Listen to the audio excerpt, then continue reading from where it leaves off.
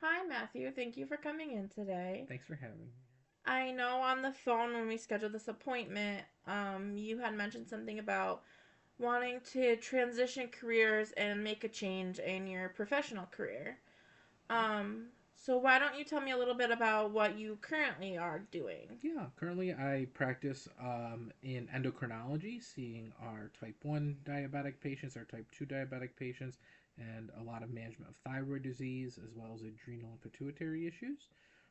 So I'm pretty much hands on in the clinic seeing my own panel of patients, um, you know, and that's currently what I'm doing. Okay. Is there a particular reason that you are looking into wanting to leave being a nurse practitioner in endocrine? Yeah, so I think one component to this is that I am interested in advancing in my profession specifically and obtaining our terminal degree, which is a DNP in nursing that will then allow me to be able to teach in the academia side and also be able to participate in clinical research. Okay. So I know you said you wanted to teach. Is that more of the career that you want to transition into? Is being a teacher? Yeah, absolutely. I think the plan will be to transition full time into that role and maybe maintain a day a week into clinical practice. That's pretty realistic for what nurse practitioners are doing in practice who then want to become faculty or do clinical research. Okay. So I know you said teaching is an interest. Do you have any other interests in the professional world that you would want to explore? Um, yeah, I mean, when we look into this, there's also the opportunity of becoming a nurse anesthetist. The one thing is you have to have hospital experience, usually in the ICU setting. You can't go just from one master's into another master's in that way um, because it is a different role, but we're all considered advanced practice nurses, similar to what midwifery is um, or psych NP work. So my interest would be possibly looking into maybe having more of a role becoming a CRNA or certified registered nurse anesthetist that are actually now in New York State requiring them to be doctorally prepared, and that's part of their curriculum.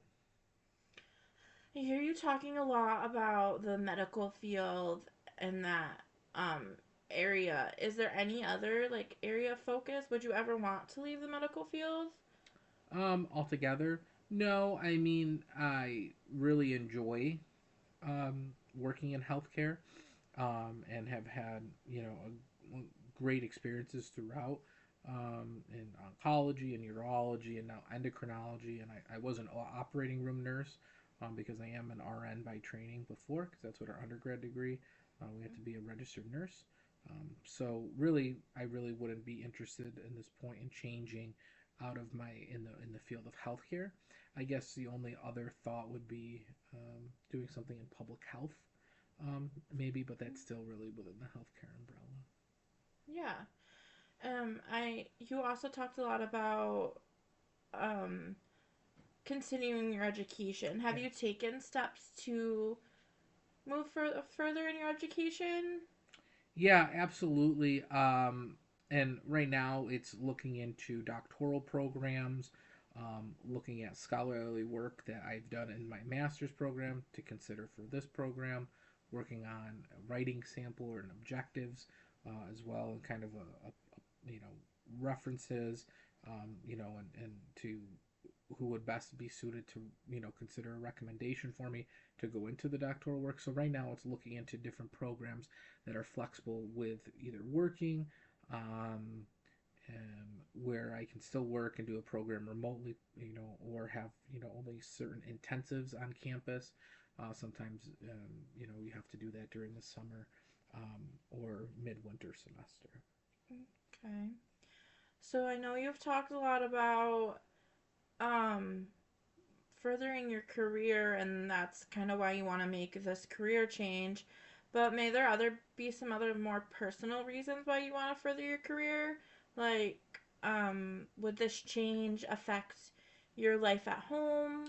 Yeah, absolutely.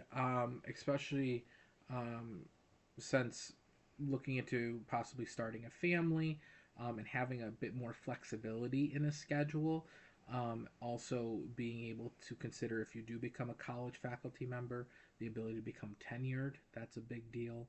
And sometimes that's, a lot going on in the world of DNPs being allowed, where, usually it's PhDs that can go on the tenure track, where some colleges are starting to look at the clinical doctorate for that. So really, it would be, you know, a, hopefully the reason is a better lifestyle change, so I can be at home more.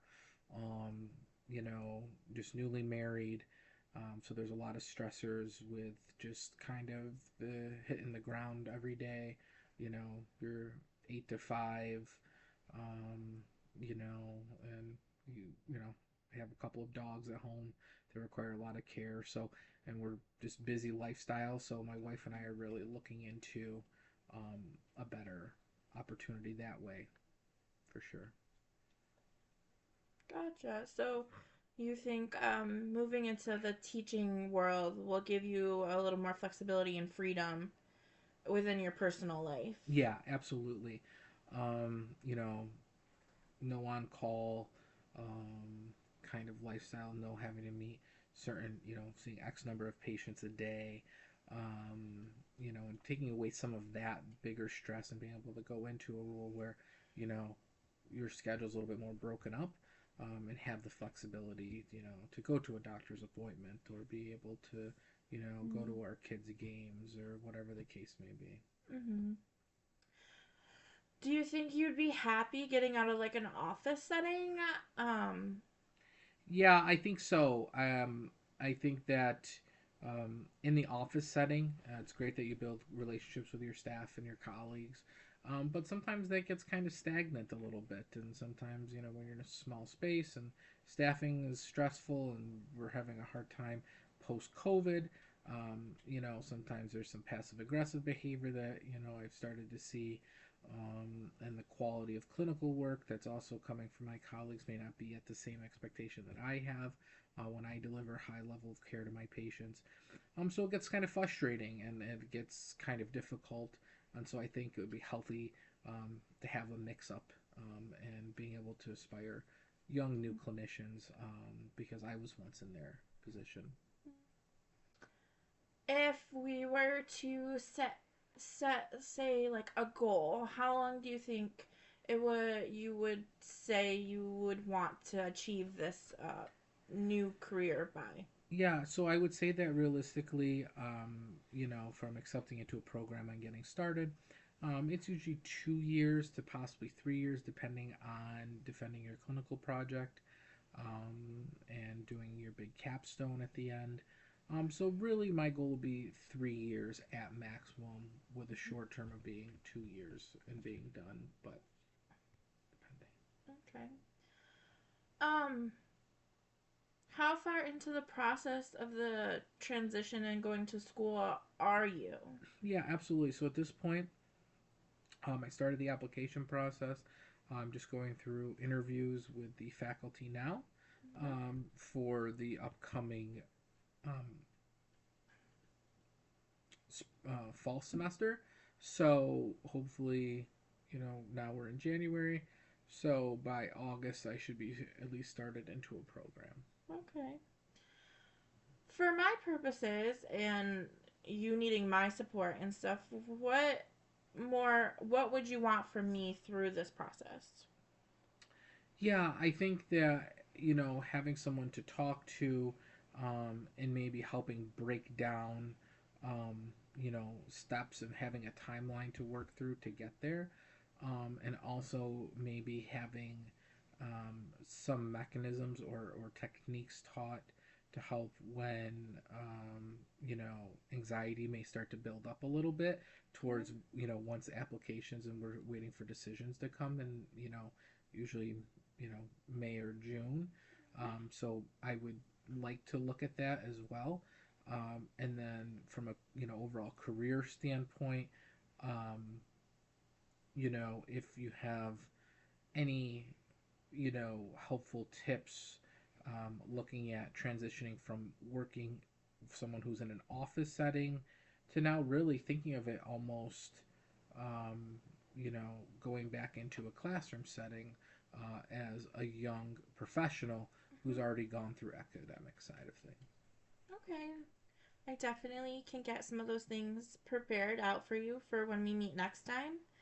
Um, One thing that I may ask for you from that list of things that you just listed off is maybe you creating a timeline of how things are you see things as going based off the research and stuff that you have done about getting into this program, and moving forward and making this transition to this career. If you can create that timeline, and I will also work on creating a timeline based off information I have, and we can kind of compare them next time we meet, um, and discuss the different steps in the timeline. Yeah, absolutely. I really appreciate you taking the time and explaining that, and I think that'll be great for our next session. I really look forward to looking at both timelines and looking to see um, you know where we kind of fall into that. Yeah, So, definitely. yeah, thank you so much, Jordan. I really appreciate it. You're welcome. Is there anything else that you want to discuss today? Um, no, I don't think there's anything else at this point in time. But I guess if I had to say, one thing that's been really on my mind, and you know, uh, is how do you how do you work when you work with clients specifically on managing or talking with a significant other specifically on having somebody go back to school, because it can be stressful when another person in the home setting now has to take over some of the finances potentially, or having to look at picking up an extra job. That's definitely something that you two are gonna have to sit down and have a serious conversation about, and take a look at what you already have in place and see where you can make changes. Sure.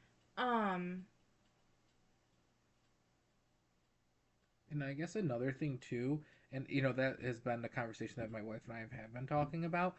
One thing that would be also interesting is I have so many different research ideas just constantly going through my mind and what I want to do for a big clinical project. How do you kind of bring in, maybe is it making a list or going through a process um, of choosing an appropriate clinical project, because I do have so many interests. um, for me personally, I would probably start off with a list, make a list of all of your ideas, and then I might start putting them in order of what interests me the most, and then take my top ones and start doing research on them, and seeing which ones really get my interest based off the research I find, or which ones are easier to find research on, to which will make it easier in the process of Sure. doing your project. If you can find more information on them, the easier it will be to put it in a report. Sure. I think another thing too is looking at networking, Mm-hmm. and having a LinkedIn account has also been helpful, I think. Do you recommend having a LinkedIn, and